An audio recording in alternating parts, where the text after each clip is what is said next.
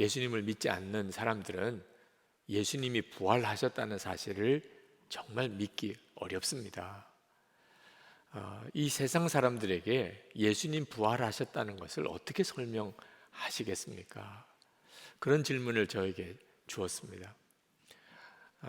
저는 이 질문이 지금 현재 우리 교회와 또 그리스도인들에게 주는 도전이라고 생각합니다. 세상 사람들에게 예수님이 부활하셨다는 것을 어떻게 설명할 것인가? 여러분, 예수님이 부활하셨다는 것을 우리는 믿고 오늘 부활절 예배를 이렇게 참 감격스럽게 드리지만 대단히 위험한 일이기도 해요. 예수님이 부활하셨다고 하는 사실을 믿는 것은 우리 기독교가 유일한 진실한 종교다, 그렇게 되든지 아니면 거대한 사기꾼 집단이다, 그렇게 되든지 둘 중에 하나입니다. 그러니까 오늘 우리가 예수님이 부활하셨다고 이렇게 믿고 고백하는 것은 우리에게는 사실 굉장히 심각할 수도 있는 내용이에요. 세상 사람들은 안 믿습니다. 예수님이 부활하셨다는 걸. 아주 안 좋게 생각하는 사람들은 완전히 거짓이라고, 거짓 집단이라고 말하고, 좋게 말하는 사람들은 신화일 거다 또는 집단 최면이겠지, 그런 정도쯤 생각합니다. 그래서 성탄절에는 다른 종교도 다 축하해줘요. 근데 부활절은 분위기가 다릅니다.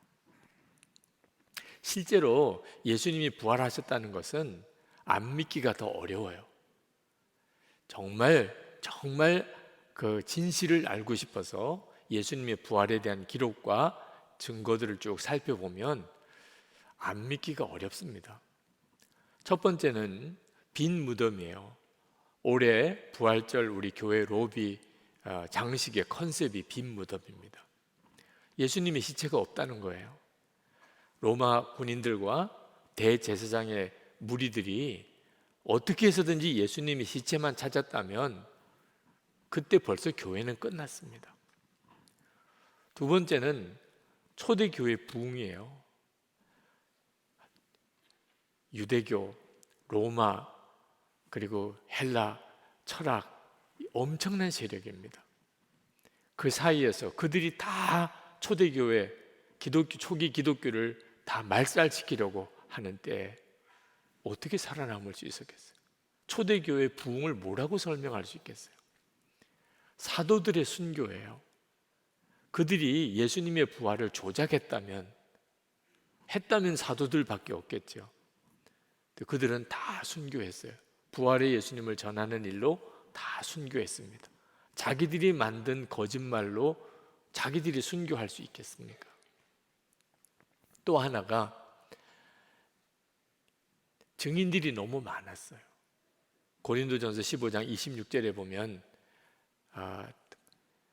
예수님의 부활을 본 증인들이 동시에 본 사람은 500명이 넘는다고 그랬습니다. 그들이 고린도전서가 기록될 당시에 반 이상이나 살아 있었습니다. 예수님의 부활을 목격한 증인들이 그렇게 많은데 어떻게 거짓말로 예수님의 부활을 말할 수 있었겠냐는 겁니다. 또 하나가 부활의 첫 증인이 오늘 읽은 성경 본문에 나옵니다. 막달라 마리아예요. 그때 당시에 여성의 증언은 법정에서 효력이 없었습니다. 여자가 증언했다, 그건 법적인 효과가 없었어요. 그 정도의 시대입니다. 그런데 만약에 예수님의 부활을 아주 교묘하게 조작한 내용이었다면 이왕이면 예수님의 부활의 첫 증인을 남자로 기록했겠죠. 그것도 귀신 들렸던 여자. 막달라 마리아가 예수님의 부활의 첫 증인이라고 기록된 것 자체가, 이건 누가 조작을 하면 이건 완전히 바보 같은 일이 되는 거죠. 자, 이처럼 예수님의 부활에 대한 증거는 부인하기가 어려울 만큼 너무나 분명하지만 실제로 예수님의 부활의 진짜 핵심은 예수님이 부활하셨다는 사실과 함께 예수님의 부활하신 예수님을 만났다는 거예요. 예수님이 부활하신 것을 만났기 때문에 예수님의 부활은 부활 신앙으로 이어집니다. 예수님 이제 부활 승천하시고 난 다음에 초기 기독교를 그 유대교와 로마가 말할 수 없이 핍박을 했습니다. 그들이 생각하기에는 전도자를, 부활을 전하는 자들을 잡아 가두고 죽이면 기독교는 없어질 거라고 생각했어요. 그런데 핍박하면 할수록, 기독교인들을 잡아 가두고 죽이면 죽일수록 초대교회는 더 부흥하는 거예요. 초대교회의 부흥은 사도들이나 전도자들이 이루어낸 게 아닙니다. 예수 그리스도셨어요. 예수 그리스도께서 부활하신 주님이 초대교회를 부흥시키셨던 거예요. 만약에 역사책에 예수님의 부활을 기록했으면 그러면 세상 모든 사람들이 다 믿을 수 있었을 텐데 하는 질문도 있습니다. 실제로 예수님이 부활하시고 난 다음에 빌라도에게 찾아가서 나다 이렇게 한 번만 하셨다면, 그래서 빌라도가 기절했더라 뭐 이렇게만 됐다면 뭐 더 이상 예수님 부활에 대한 논란도 없었지 않았겠는가? 저는 그렇게 생각하지 않습니다. 예수님께서 헤롯 왕에게, 대제사장에게 찾아가서 혼을 내줬다, 만약 그랬다면 그러면 예수님의 부활 이야기는 권선징악의 그저 한편의 복수극 만화 영화 같이 됐을 거예요. 완전히 수준이 다른 차원이 되어버립니다. 예수님을 십자가에 못 박아 죽인 장본인이 빌라도나 헤롯 왕이나 대제사장이 아니거든요. 저와 여러분의 온 인류의 죄로 인하여 예수님은 십자가에 죽으셨고, 그리고 부활하신 것은 예수님이 정말 그리스도라는 확증이고, 그리고 죄와 악과 마귀와 거짓이 완전히 꺾어졌다. 의와 그리고 선, 사랑, 그것의 진정한 승리, 죽음을 이기고 생명이 승리하는 것을 확정한 사건이 부활 사건이거든. 그러니까 예수님께서 굳이 빌라도에게, 헤롯 왕에게 찾아가서 뭐 복수하고 할 여지가 없는 거죠. 예수님의 이 부활을 정말 믿을 수 있는 것은 역사책에 기록된 기록 때문이 아닙니다. 여러분, 6.25 전쟁 70년 전에 있었던 이야기예요. 그런데도 벌써 그게 왜곡이냐, 진짜 사실은 뭐냐 논란이 많잖아요. 6.25 전쟁을 실제로 겪은 사람과, 그리고 한참 지난 지금 세대의 6.25 전쟁 사건 하나만 놓고도 얼마나 논란이 많아요. 무려 2000년 전 이야기입니다. 예수님이 십자가에 죽으시고 부활한 사건. 역사책에 기록이 되어 있어도 나는 안 믿어져. 틀림없이 그렇게 됩니다. 어떻게 해결되죠? 부활하신 예수님을 만날 때 해결돼요. 부활하신 예수님을 만나면 그걸 어떻게 부정할 수 있겠어요? 예수님이 재림에 오실 때, 그때는 모든 사람들이 다 예수님이 부활하셨음을 다 알게 되겠죠. 그러나 예수님이 재림에 오시기 전에 지금도 사람들이 예수님의 부활에 대하여 알 수 있는 길이 있는데, 바로 예수님의 부활을 믿는 성도들과 교회를 통해서 알게 되는 겁니다. 왜냐하면 우리들은 부활하신 예수님을 우리 마음에 모시고 사는 사람이니까. 여기서 부활 신앙이 나오는 거예요. 예수님의 부활을 정말 믿는다. 오늘 여기 계신 분들은 다 믿으실 겁니다. 그러나 예수님의 부활을 믿는다고 그래서 그의 삶이 부활의 능력으로 사는 것은 아니에요. 예수님의 부활을 믿기는 믿지만 여전히 무기력한 삶을 사는 성도와 교회가 많습니다. 왜 그렇죠? 예수님이 부활하신 것을 믿지만 실제로 부활하신 예수님을 내가 만난 게 아니니까요. 여러분, 예수님의 제자 도마 아시죠? 예수님의 제자 도마가 다른 제자들이 다 부활하신 예수님을 만났다는 거예요. 예수님 부활하셨다는, 자기들이 보았다는 겁니다. 자기들에게 말씀하셨다는 거예요. 그런데도 도마는 어떻게 말했죠? 내가 만나기 전에는, 내가 부활하신 예수님을 만나서 그 손의 못자국, 그리고 허리에 있는 창자국을 내가 보지 않으면, 만져보지 않으면 나 믿을 수 없다고요. 예수님의 제자 도마도 그랬습니다. 우리가 세상 사람들에게 예수님이 부활하셨다는 증거를 아무리 말로 설명해 줘도 그들은 믿을 수가 없다고 할 거예요. 그런데 하나, 우리가 부활하신 예수님과 동행하는 삶을 살게 될 때, 그래서 어떤 죄도, 어떤 악한 것도, 어떤 고난도 우리가 이겨갈 때, 죽음도 두려워하지 않는 소망을 가지고 살 때, 말할 수 없는 기쁨에 충만한 삶을 살 때, 비로소 그들이 예수님이 부활하셨나? 그렇지 않으면 설명이 안 되니까. 초대교회 설명이 안 됐. 그러니까 많은 사람들이 예수님의 부활의 복음을 듣고 그들이 예수를 믿게 됐어요. 보지 못하지만 예수님을 사랑하기까지 했다고 그랬습니다. 막달라 마리아가 예수님의 부활의 첫 증인이 된 것은 예수님에 대한 마음이 특별했기 때문입니다. 막달라 마리아는 예수님 무덤에 일찍 갔습니다. 예수님의 시체에 향유라도 발라드리려고. 부활하셨을 거라고는 전혀 생각도 못하고 있었죠. 근데 예수님이 시신이 무덤에 없는 것을 보았어요. 막 기절하는지 하듯이 놀랐죠. 그리고는 제자들에게 달려가서 예수님의 시신이 없다, 그 사실을 알렸습니다. 근데 그 말을 들은 제자들은 이 막달라 마리아의 말을 귀담아 듣지도 않았습니다. 전에 귀신 들렸던 여자가 이제 다시 제정신이 아닌가 보다, 예수님의 시신을 누가 가져갔겠어, 뭐 이렇게 반응했습니다. 그러나 베드로와 요한은 그래?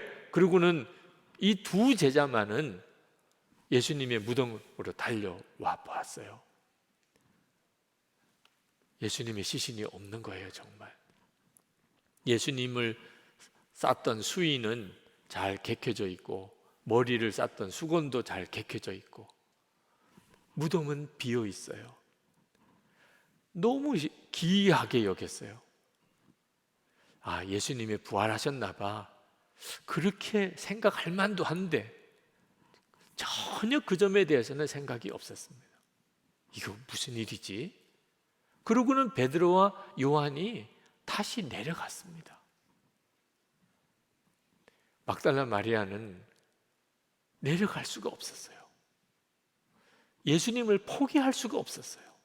도대체 예수님의 시신이 어디 있는지 모르지만 그냥 갈 수가 없다니까요.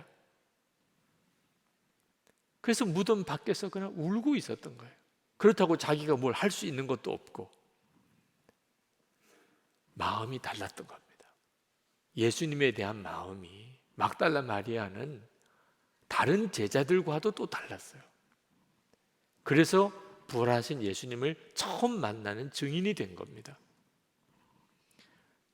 여러분 중에 나는 예수님 정말 나와 함께 계신 거 모르겠어, 진짜 나와 같이 계시다고, 내 안에 계시다고, 그러신 분들은 정말 여러분의 마음을 한번 점검해 보세요.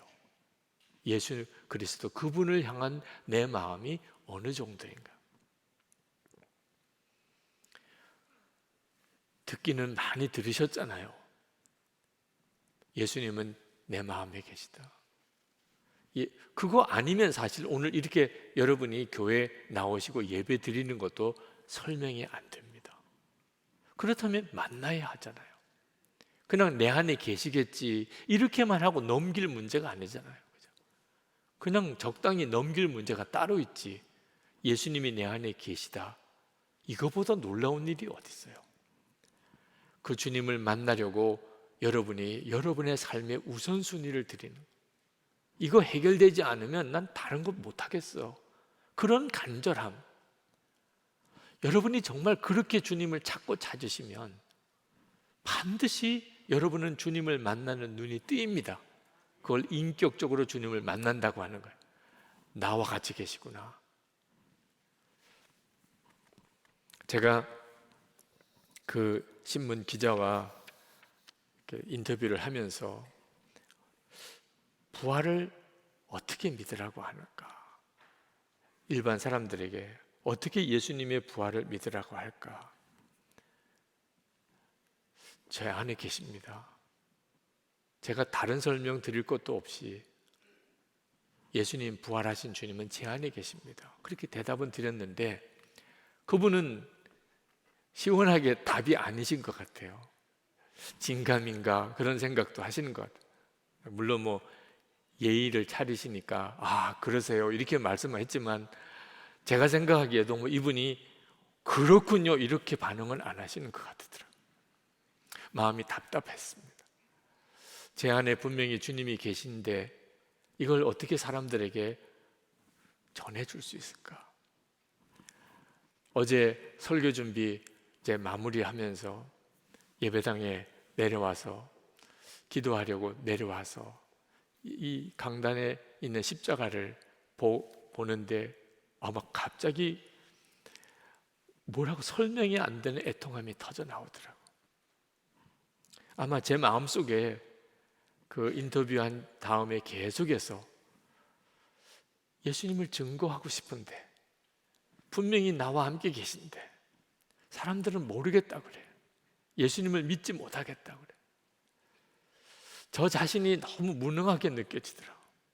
너무 초라한 거예요.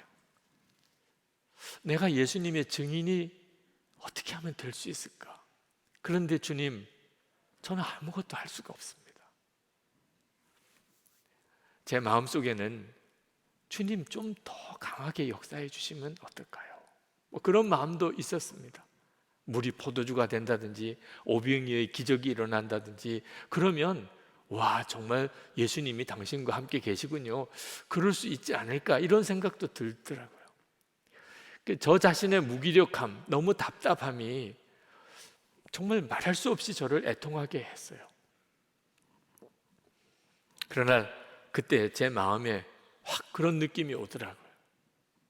진짜 기적은 물이 뭐 포도주가 되거나 오병이의 기적이 일어나거나 그런 게 아니잖아. 예수님이 내 마음에 계시면 그게 진짜 기적이지. 주님의 뜻이라면 지금도 오병이의 기적은 일어나고 물이 포도주가 되는 역사도 일어납니다. 선교지에서 사역하시는 분들 간증을 들어보면 정말 놀라운 일들이 지금도 일어나요. 주님이 그렇게 하시기를 원하시면 얼마든지 일어나죠. 그러나 그런 기적보다 더 큰 기적이 주님이 너무나 분명히 제 안에 계신데, 주님 뭐가 느껴지지 않아도 아무것도 보이지 않는 것 같아도 저는 예수님께서 지금도 저와 함께 계십니다, 증거할 겁니다. 그렇게 정말 눈물로 고백했어요. 주님, 저는 주님 앞에 갈 때까지 부활의 주님은 지금 우리와 같이 계십니다, 증거할 겁니다. 그리고 일어나는데 그때 그 애통하며 간절했던 그 눈물의 기도가 그게 주님의 역사인 것, 그게 딱 깨달아지더라고요. 주님의 역사였구나. 주님이 아니시면 그 자체도 설명이 안 되잖아요. 충분합니다, 주님. 여러분, 지금 여러분 안에 계신 예수님, 여러분이 그 주님을 만나는 눈이 열리는 것은 정말 한순간에 되는 일이에요. 여러분은 이따금 그런 생각 하실 거예요. 부활의 주님이 나와 함께 계시다면 내 삶에 무슨 엄청난 기적이 좀 일어나야 되잖아. 그러면 내가 믿겠어. 근데 여러분, 진짜 기적이 뭐예요? 정말 여러분에게 일어날 가장 놀라운 기적이 뭐냐 말입니다. 우리 안에 계시는 부활의 주님이 그 엄청나고 놀라운 기적을 지금도 행하고 계세요. 죽은 자가 영생을 얻어 생명을 얻어 구원받는 역사, 여러분 이거는요 육신이 죽은 자가 산 것과 비교가 안 되는 기적이에요. 그 기적이 지금도 일어나고 있잖아요. 죄의 종노릇 하던 사람이 이제는 성령의 열매를 맺는 사람이 돼요. 이건 엄청난 일이잖아요. 죄가 승리하는 것 같고 악한 자가 승리하는 것 같고 죽음의 권세를 가지고 마귀가 세상을 지배하는 것 같은 세상 가운데서 예수님과 동행하는 삶을 사는 이들이 일어나고 있는 것. 여러분, 죽음도 두려워하지 않고 부활의 소망을 가지는 성도들을 임종 현장에서 얼마나 많이 보는지 모릅니다. 엄청난 기적을 지금도 부활의 주님은 우리들의 삶 속에서 행하고 계세요. 여러분의 마음에 분명하게 붙잡으셔야 돼요. 믿지 않는 세상 사람에게 예수님의 부활을 어떻게 설명할 것인가? 2000년 전 빈 무덤만 아닙니다. 분명히 2000년 전 그 빈 무덤은 예수님의 부활의 증거예요. 그러나 가장 확실한 증거는 지금도 내 안에 계신 부활의 주님이에요. 세상 사람들 앞에 우리가 뭐라고 예수님의 부활에 대해서 설명할 겁니까? 여러분은 그들에게 뭐라고 설명할 거예요? 부활의 주님이 지금 제 안에 계십니다. 저와 같이 계세요. 처음에는 아마 무슨 말인가 하겠죠. 그러면서 여러분의 삶에 증거가 나타나는 것을 주목하게 될 겁니다. 죽은 자들 가운데 일어나라. 더 이상 영원한 멸망으로 가는 세상 사람들 속에 잠자는 자처럼 살지 말고 이제는 부활의 주님을 주목하고 믿고 그 주님을 따라 살라.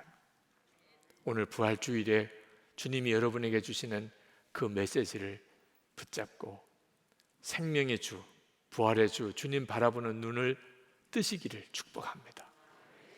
우리 부활 찬송을 한번 같이 부르시겠습니다. 다 일어나셔서 그 대신에 여러분의 마음에 주님, 제가 저와 함께 계시는 부활의 주님을 증거하는 자가 되기를 원합니다. 그저 예수님의 부활을 아는 것으로 그치지 않고 부활의 주님이 내 안에 계세요. 누구에게든지 난 담대하게 그렇게 전하는 자로 그렇게 살고 싶습니다. 그렇게 저를 만나 주시고 제 삶을 인도해 주옵소서. 그런 마음으로 우리 찬양하겠습니다.